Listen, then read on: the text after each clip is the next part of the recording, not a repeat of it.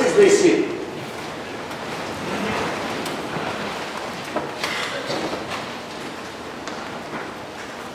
So for years now, I've been living a lie.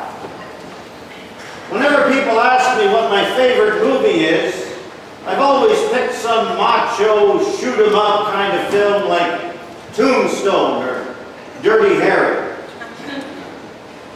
But the truth is, my favorite movie is one my mom used to watch when I was a kid. It was a real tearjerker. It deals with life in very honest terms, in terms of relationships. There's everything from dysfunctional families, divorce, terminal illness. They're all subjects in this movie called Terms of Endearment, made in 1983. Now, as I was preparing for this sermon this morning, there was a scene I recall from the film. One of the characters, played by Jack Nicholson, Garrett, is neighbors with Shirley MacLaine's character, Aurora. The two have been dating in the movie, sort of on again and off again, when Garrett, who is out of town, gets word that Aurora's daughter is sick. So he travels back to Nebraska to help console her.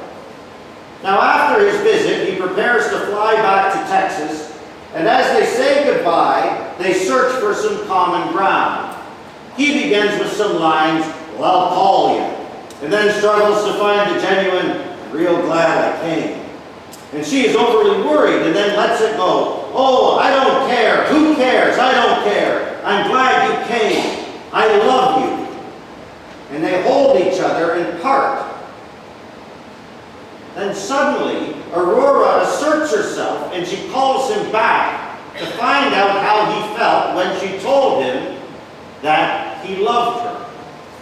And Jack Nicholson replies, "Honestly, I was just inches from a clean getaway." I don't know what to say except my stock answer, which is, "I love you too, kid." Now I think of that scene when I think of what it means to be vulnerable.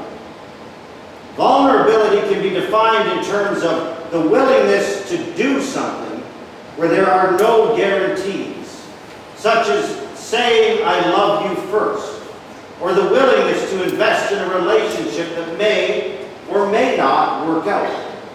Going out on a limb, just telling someone that you love them. Now Jesus does this throughout the Gospels. He goes out on a limb. He tells everyone this morning that he is the bread of life, and whoever comes to him will never be hungry, and whoever believes in him will never be thirsty. I think of a man who is showing a tremendous amount of vulnerability. Jesus risking everything, his reputation, his family's reputation, even his life, for the sake of people who need to hear a message of hope. I have often said that Jesus came to us to show us what it means to be human. And this morning is no exception. Even as all those around him scoff, "Is this not Jesus, the son of Joseph and Mary?" Jesus, though, never hesitated, and he allowed the world to see who he truly was. Now, there's something very sacred about allowing ourselves to be vulnerable. As Christians, we sometimes get so caught up in the do's and the don'ts of leading a faithful life that we forget about some of the more subtleties that can be found within the person of Christ, and that if applied to our lives, can help transform us. I believe that Jesus allowed himself to be vulnerable so that we may learn to have the courage to do the same, thus giving us a chance for fruitful relationships with God and others. Remember, we define vulnerability, the willingness to do something where there are no guarantees, such as saying, "I love you" first, or "I forgive you," or the willingness to invest in a relationship that may or may not work out. When we do that, we bear witness to Jesus acting in this way throughout the Gospels. When we think of saying, I love you first, Jesus teaches, you have heard that it was said, love your neighbor and hate your enemy. But I tell you, love your enemies and pray for your neighbor. Jesus always encouraged forgiveness, all of the time, even if that meant the person being forgiven would not acknowledge that they had done wrong. Jesus invested in all kinds of relationships, knowing that some would hate him and even want to kill him. Jesus makes himself vulnerable for the sake of others.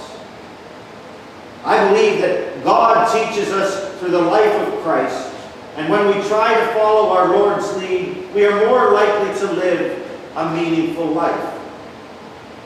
And studies actually show that if we allow ourselves to recognize our vulnerability, we are more likely to form connections with people and discover joy within our lives. Now don't get me wrong, it's not always going to be joyful. And to be vulnerable doesn't mean our lives will have no issues. There's no way to have a real relationship without becoming vulnerable to hurt.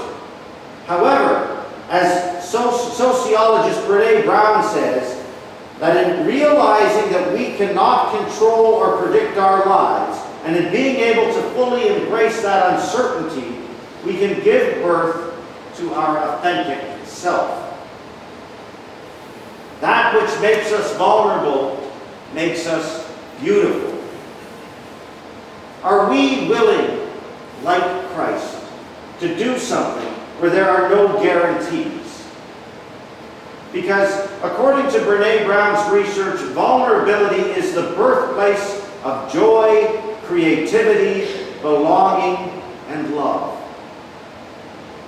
Now that's powerful stuff. Vulnerability is the birthplace of joy, creativity, belonging, and love.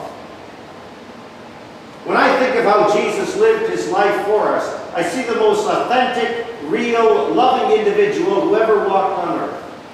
He continually challenges us to follow him, not just to listen to him, but to follow him, to try and live as he did, and that takes courage.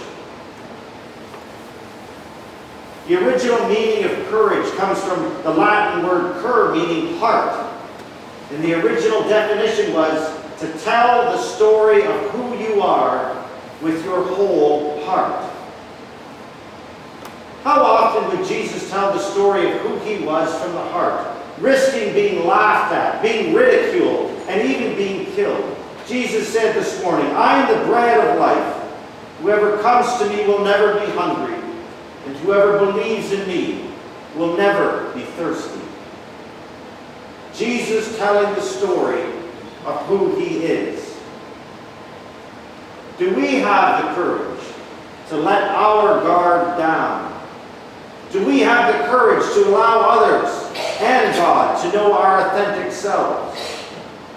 Are we willing to risk saying, I love you first, or I forgive you, and allow profound connections to form as a result of our authenticity?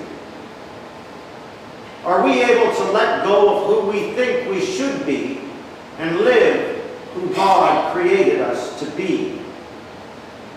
Are we willing to stop numbing our vulnerability so we can open ourselves up to the potential for joy?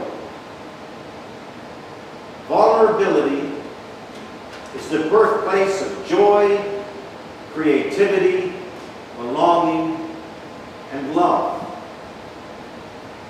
Jesus is the birthplace of joy, creativity,